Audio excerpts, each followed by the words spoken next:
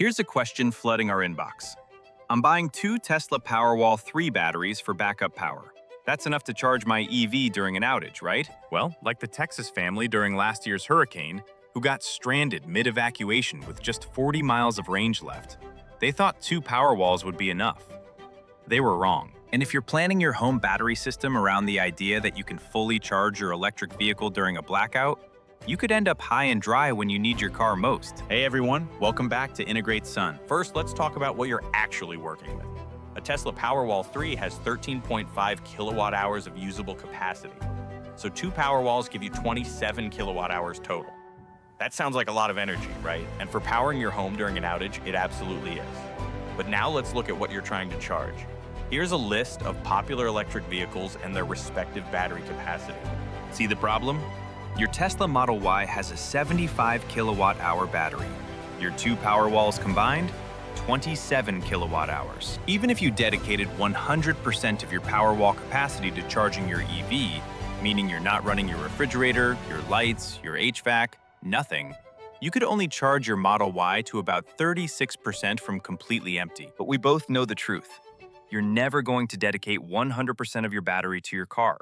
You're running a house. And the most worrisome part is, if the power's been out for a day or two and your Powerwalls are already partially depleted from running your house, you might not even have those 19 kilowatt hours available. If your Powerwalls are at 50% when you need to evacuate, you're looking at maybe 10 to 15 miles of added range. That's it. And here's a pain point that Tesla's working on but hasn't solved yet. There's no app toggle to prioritize your EV over house loads during an emergency. That's coming in a firmware update expected in the first quarter of 2026, but it's not here today, so you're manually managing what gets power and what doesn't. Okay, so we've talked about capacity, how much energy you have. But let's talk about charging speed, because that matters just as much during an outage. Let's compare the charging speed between levels 1 and 2. Now here's where it gets interesting with Powerwall. The Powerwall 3 has a continuous power output of 11.5 kilowatts. That means it can technically support level 2 charging. But, and this is a big but, if your Powerwall is trying to output 11 kilowatts to charge your car, it's draining at a rate of almost 1 kilowatt hour every 5 minutes. Your 13.5 kilowatt hour Powerwall would be completely drained in about 75 minutes at that rate. And remember, you're also running house loads at the same time. Plus, if it's cold outside, and we're talking below freezing, you're losing another 15 to 20% efficiency from both your Powerwall and your EV. This is why, during an outage, most people end up using level 1 charging or very slow level 2 charging, because you're trying to stretch your battery capacity as long as possible. Now, everything I've said so far assumes you're running purely off battery during an outage, no solar production. So let's talk about what happens when you add solar panels into the mix. Let's say the Andersons have a 10 kilowatt solar array. In a good sunny location like Texas, that array might produce 40 to 50 kilowatt hours per day in summer. Take a look at how the energy flows. Okay, so now we're getting somewhere.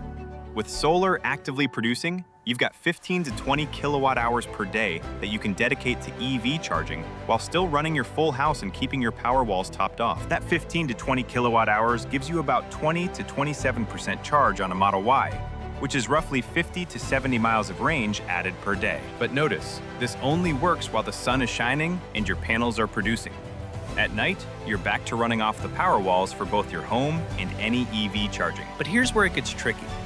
One cloudy week could drop the charge on your EV to about 10%, which in turn gives you only 10 to 20 miles. So yes, solar dramatically improves your ability to charge an EV during an extended outage.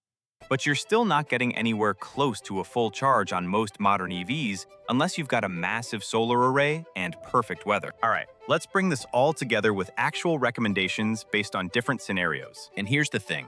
These recommendations assume you're in a decent solar location and you're being smart about your energy usage during an outage. If you live in the Pacific Northwest, where winter solar production is limited, or if you absolutely need to maintain full charging capability, you're going to need even more capacity. This is exactly why we do custom system design at IntegrateSun. We look at your actual vehicles, your actual energy usage, your location, and we size the system to match your real needs, not some generic calculator. By the way, if you haven't watched our video on how big of a battery do you actually need, that's a great companion to this one. We walk through the complete battery sizing process for your entire home, not just EVs. Link is in the description. So to answer the original question, is 2 Powerwall 3 batteries enough for your EV? Here is what you need to know. For emergency backup power to add 50 to 75 miles of range during a short outage? Yes, probably. For daily charging to completely eliminate grid dependence? No. For fully charging your EV from empty during an extended blackout? Definitely not. But here's the good news. When you size your system properly, and I mean really properly, accounting for your specific EVs, your driving patterns, your climate, and those worst-case scenarios we've been talking about, you can absolutely achieve energy independence without the range anxiety or family conflicts. At IntegrateSun, we specialize in designing systems that actually work for your lifestyle, including EV charging. Get a free, no-obligation quote from IntegrateSun. Visit IntegrateSun.com for a quick EV charging assessment. We'll give you honest answers about what it really takes to power your EV with home batteries. No sales pressure, just real numbers and real solutions. Thanks for watching, and we'll see you in the next video.